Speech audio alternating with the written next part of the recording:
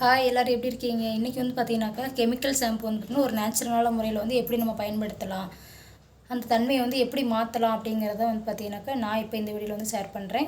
வாங்க இப்போ வீடியோக்குள்ளே போய் பார்க்கலாம். இது வந்து பார்த்தீங்கன்னாக்கா வடித்த கஞ்சி. இது வந்து ரேசன் அரிசி தண்ணி. நைட்டு வந்து சாதம் வடித்து அந்த தண்ணியை அப்படியே வச்சுருந்துட்டு இதை வந்து பார்த்திங்கன்னா நம்மளோட முடிக்கு வந்து எந்த அளவுக்கு நம்ம ஷாம்பு வந்து கலக்குவோமோ, ஷாம்பு எந்த அளவுக்கு தேவையோ நான் அந்தளவுக்கு என்னோடய முடிக்கேற்ற அளவு நான் எடுத்திருக்கேன். இப்போ இந்த அளவு தான் வந்து நான் எப்போயுமே கலப்பேன். இதை வந்து பார்த்திங்கனாக்கா நான் வந்து ஒரு இன்டேக்காக வந்து பார்த்திங்கனாக்கா சாப்பிட்றதுக்கும் எடுத்துக்குவேன். அதே சமயத்தில் ஹேருக்கும் வந்து அப்ளை பண்ணிக்குவேன்.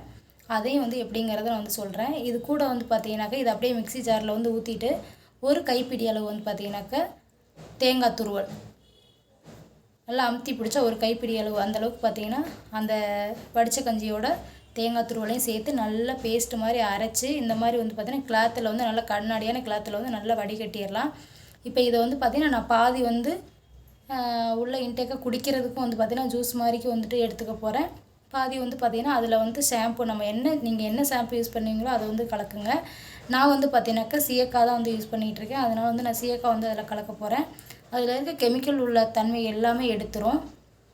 ரொம்ப சூப்பராக இருக்குது. நான் வந்துட்டு ஒருத்தவங்க சொல்லி தான் வந்து இதை வந்து ட்ரை பண்ணேன். அந்த காலத்து பெரியவங்க சொல்லி தான் வந்து நான் ட்ரை பண்ணேன். ஆனால் எனக்கு ரொம்ப ரொம்ப சூப்பராக இருக்குது. இப்போ இது கூட வந்து பார்த்திங்கனாக்கா கார்த்திகா சீயக்காய் தான் வந்து நான் போடுறேன். அதனால் வந்து பார்த்திங்கனாக்கா நான் வந்து ஒரு பேக்கெட் மட்டும் என்னோடய முடிக்கு வந்து ஒரு பேக்கெட் போதுமானது. அதை தான் வந்து நான் இதில் வந்து கலந்துக்க போகிறேன். நான் குளிச்சுட்டு வந்து காட்டுறேன் பாருங்கள். என்னோடய முடி வந்து எப்படி இருக்குது அப்படிங்கிறது நீங்களே வந்து பாருங்கள்.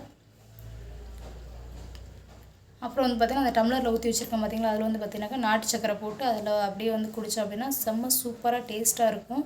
நீங்கள் உங்களுக்கு விருப்பம் இருந்தால் ட்ரை பண்ணி பாருங்கள். இப்போ பாருங்கள் என்னோடய முடியை வந்து பாருங்கள். இந்த பனிக்காலத்தில் வந்து பார்த்திங்கன்னா இந்த மாதிரிக்கு வந்து ட்ரை பண்ணோம் அப்படின்னா ரொம்ப சூப்பராக இருக்கும். முடி வந்து ரொம்ப வறண்டு போகாமல் நேச்சுரலாக இருக்கும். ஓகே ஃப்ரெண்ட்ஸ், இந்த வீடியோ உங்களுக்கு ரொம்ப பிடிச்சிருக்கும், பயனுள்ளதாக இருக்கும் அப்படின்னு சொல்லிட்டு நம்புகிறேன். இந்த வீடியோ பிடிச்சிருந்து அப்படின்னா மறக்காமல் சப்ஸ்கிரைப் பண்ணுங்கள், சப்போர்ட் பண்ணுங்கள். மீண்டும் நல்ல ஒரு வீடியோவில் சந்திப்போம். நன்றி, வணக்கம், பாய் ஃப்ரெண்ட்ஸ்.